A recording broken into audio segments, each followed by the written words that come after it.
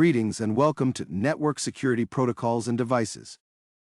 This short video presentation will discuss the essential elements of protecting information as it moves across networks. This module will encapsulate the importance and functionality of using secure communication protocols. This module will also cover the role of key network security devices such as firewalls, which monitor and control network traffic, and IDS and IPS systems that detect and prevent intrusions, and lastly, we will look at VPNs. This module aims to provide a foundational understanding of the robust safeguards necessary to protect data integrity, confidentiality, and availability in the digital world. This module consists of the following two sections. Section 1. Security Protocols. This section covers various types of security protocols such as SSL and TLS. Security protocols are integral to maintaining the confidentiality, integrity, and authenticity of data communications. Section 2. Network Security Devices. This section explores the different types of network security devices, including firewalls, IDS, IPS, and secure VPNs. Network security devices are specialized tools designed to protect the integrity, confidentiality, and availability of data and network infrastructure. Security protocols like SSL, TLS, IPsec, and SSH are crucial in network security for data transmission across digital platforms. They encrypt data, authenticate parties, and protect against cyber threats such as eavesdropping. As the Internet grows, these protocols are essential for secure online transactions and data protection. SSL, Secure Socket Layer, and TLS, Transport Layer Security, are cryptographic protocols that provide secure communications over a computer network, with TLS being the newer and more secure version. Initially developed for securing transactions on the Internet, these protocols have become the standard for protecting various types of online communications. Here are some key features of SSL, Secure Socket Layer. SSL key features. SSL encrypts data to prevent eavesdropping and tampering. SSL uses digital certificates to authenticate the identity of parties. SSL operation. SSL utilizes a combination of asymmetric and symmetric encryption. SSL involves a handshake process to establish a secure connection. SSL versions. SSL 3.0 was the last version before being replaced by TLS. SSL depreciation, depreciated due to vulnerabilities. Replaced by TLS Transport Layer Security for enhanced security. SSL legacy usage. Although depreciated, the term SSL often refers to both SSL and TLS protocols in common speech. Here are some key features of TLS, Transport Layer Security. TLS overview. TLS is the successor to SSL, Secure Socket Layer. TLS is the standard security technology for establishing encrypted links between web servers and browsers. Purpose of TLS. TLS ensures all data between the web server and browsers remains private and integral. TLS protects against eavesdropping, tampering, and message forgery. TLS key features. TLS uses stronger encryption algorithms than SSL. TLS provides mechanisms for encryption, decryption, and authentication. How TLS works. TLS initiates with a TLS handshake to share keys and establish encryption before data transmission. TLS employs asymmetric cryptography for exchanging keys and symmetric encryption for data privacy. TLS versions. TLS versions include TLS 1.0, TLS 1.1, TLS 1.2, and the latest TLS 1.3. Each version of TLS enhances security and improves performance. TLS 1.3 enhancements reduces the number of round trips required for the handshake. Eliminates outdated cryptographic algorithms, increasing overall security. Benefits of TLS. TLS secures web transactions for e-commerce, online banking, and personal data exchanges. TLS is essential for compliance with data protection standards and regulations. The depreciation of SSL Secure Socket Layer reflects a significant shift in web security due to the protocol's inability to meet modern security standards. Originally developed by Netscape in the 1990s, SSL was the foundational technology for securing online communications. However, vulnerabilities and limitations in its design, especially in SSL version 3.0, led to the development of its successor, TLS Transport Layer Security. IPsec Internet Protocol Security is a protocol suite for securing IP communications by authenticating and encrypting each IP packet in a data stream. IPsec is widely used to establish virtual private networks and secure remote user access to the Internet. The operation of IPsec involves several key steps to secure communications between two parties. Here are the two phases of how IPsec works. Phase 1 is the initial step in establishing a secure communication channel between two endpoints over an IP network. It involves negotiating with the Security Association, SA, which includes encryption and authentication algorithms, keys, and connection modes. Phase 1 focuses on establishing a secure channel for negotiating SAs for Phase 2. A key exchange protocol, like IKE, establishes a secure channel for negotiating SAs. The duration of the SA is also agreed upon during Phase 1, which must be re-established periodically to ensure secure communications. IPsec Phase 2 is the part of the IPsec protocol where the actual data transmission is secured between two endpoints. Here's a brief overview of how IPsec Phase 2 works. Phase 2 of IPsec involves establishing security associations, SAs, to encrypt and decrypt data traffic, generating unique keys for each session. Data packets are encapsulated according to IPsec modes, such as tunnel mode for VPNs and transport mode for end-to-end communications. ESP or AH can be used for confidentiality, integrity, and authenticity. Keys can be periodically refreshed to maintain security. Security policies define traffic flows, and IPsec applies appropriate SAs to ensure that only authorized traffic is allowed. This phase is crucial for protecting data in transit over insecure networks. SSH, Secure Shell, is a secure network protocol administrators use to access remote computers, execute commands, transfer files, and manage network infrastructure. It employs symmetric and asymmetric encryption to protect against eavesdropping, hijacking, and malicious attacks, making it a crucial tool for system administrators. Here are the 4 main steps explaining how SSH works. Step 1. Establishing a connection.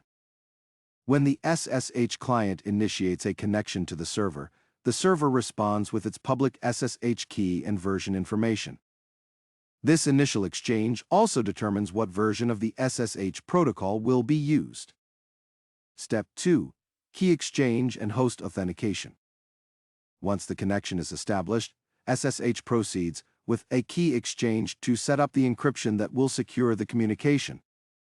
During this phase, the client verifies the server's identity using known host keys, preventing man-in-the-middle attacks. The users warn that the connection could be compromised if the host key is not recognized. Step 3. User authentication. After the server has been authenticated, it's your turn to authenticate yourself to the server. SSH supports several user authentication mechanisms, including passwords and public key authentication. This step empowers you to prove your access to a private key, ensuring that only authorized users can access the server. Step 4. Session. Once you are authenticated, the encrypted SSH session begins. This is the most critical phase, where commands and data can be sent securely between the client and server. The encryption and integrity of the session are maintained using symmetric keys established during the key exchange phase, ensuring the ongoing security of your communication. These 4 steps collectively ensure that the SSH protocol not only securely encrypts the session data, but also rigorously verifies the identity of both the server and the user, safeguarding against unauthorized access and data breaches. HTTPS is an extension of HTTP that ensures secure communication over a computer network by encrypting data exchanged between a user's browser and a web server. It is indicated by a padlock icon in the browser's address bar, protecting user privacy and building trust. On the next slide, we will see the steps HTTPS takes to establish a secure connection. HTTPS is an Internet communication protocol that ensures data integrity and confidentiality between a user's computer and a website. HTTPS uses SSL or TLS to provide a secure communication channel over a computer network. When a user accesses an HTTPS-enabled website, the browser initiates a secure connection with the server, verified through a handshake process. The server then generates a symmetric session key, which is used for encryption and decryption of transmitted data. The connection is closed securely when the session is finished. HTTPS is crucial for protecting user data, especially during sensitive transactions. Network security devices, including firewalls, intrusion detection systems, and VPN gateways, are essential for protecting data and managing traffic within computer networks. They filter traffic, monitor activity, and ensure confidentiality, integrity, and availability of data. Firewalls are crucial network security devices that monitor and control incoming and outgoing network traffic based on predetermined security rules. Here's a summary of the 4 primary types of firewalls. Packet filtering firewalls. These are the most basic types of firewalls that make security decisions based on individual packets. They inspect each packet's header to determine whether to allow it through the access based on the source and destination IP address, port, or protocol. Stateful inspection firewalls, also known as dynamic packet filtering firewalls, these are more sophisticated than basic firewalls because they monitor active connections and make decisions based on the state of these connections, not just individual packets. Proxy firewalls, application-level gateways. These firewalls operate at the application layer to filter incoming traffic between your network and the traffic source. Proxy firewalls create a mirror of the connection, receiving the incoming data, examining it, and then sending it on to the client if it is deemed safe. Next-generation firewalls, NGFWs. These combine the capabilities of the other 3 types of firewalls with additional features such as encrypted traffic inspection, intrusion prevention systems, and the ability to identify and block sophisticated attacks. Each type of firewall offers different security control and performance levels, making them suitable for specific environments and security needs. The type of firewall will depend on the needs of the organization. This is why it is important to understand various firewall functionalities and optimal use cases, including packet filtering, stateful inspection, proxy, and next-generation firewalls. Choose the firewall that best suits your needs. The availability of the technology should not drive your decision. The following are important deployment strategies and best practices for firewall placement. Deployment considerations. Deploy perimeter firewalls to guard your network's entry and exit points. Internal firewalls segment the network and enhance security within different network zones. Implement virtual and cloud-based firewalls in virtualized and cloud environments to maintain consistent security policies across all platforms. Configuration best practices. Adopt the principle of least privilege by default to deny all traffic, allowing only necessary traffic as needed. Regularly update and patch firewalls to protect against new vulnerabilities.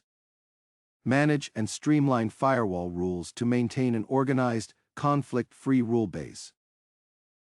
Intrusion detection systems, IDS, and intrusion prevention systems, IPS, are crucial components of network security designed to detect and prevent malicious activity within a network. Here's a brief overview of each system. Intrusion detection systems. IDSs are passive systems that monitor network and system traffic, looking for suspicious activity and known threats based on defined policies. They alert network administrators to potentially malicious activities. Upon detection, IDSs send alerts to administrators but do not take action to stop the traffic. Intrusion prevention systems. IPSs are active systems that perform all the functions of an IDS. but can also prevent detected threats from carrying out any harmful activity. Both IDS and IPS are essential for maintaining a secure network environment. While IDS is about detection and alerting, IPS goes further by taking automated actions to block or mitigate recognized threats, thus serving as a first line of defense against network attacks. Virtual private networks, VPNs, are vital for secure communication over a public network, such as the Internet. They allow users to establish a private network connection across a public network infrastructure, providing remote access to internal network resources, or securing data communications for users on untrusted networks. Virtual private networks, VPNs, are vital for secure communication over a public network, such as the Internet. They allow users to establish a private network connection across a public network infrastructure, providing remote access to internal network resources, or securing data communications for users on untrusted networks. In the modern digital age, VPNs are an important tool for protecting sensitive data, securing online transactions, and maintaining privacy when accessing the Internet. In the next slide, we will show how a secure VPN connection is established. A virtual private network, VPN, is used to create a secure and private connection over a less secure network like the Internet. It works by establishing a connection, authenticating the user, creating an encrypted tunnel, encrypting all data transmitted, routing the user's Internet traffic through the VPN server, and securely terminating the VPN connection when the session is over. VPNs are essential for securing remote connections, protecting data on public Wi-Fi, and preserving privacy online, making them valuable tools for individuals and businesses. In summary, this module provided a comprehensive introduction to the key protocols used in safeguarding data transmissions across networks. Lastly, students were introduced to some of the more common network security devices integral to protecting network communications. Thank you for watching.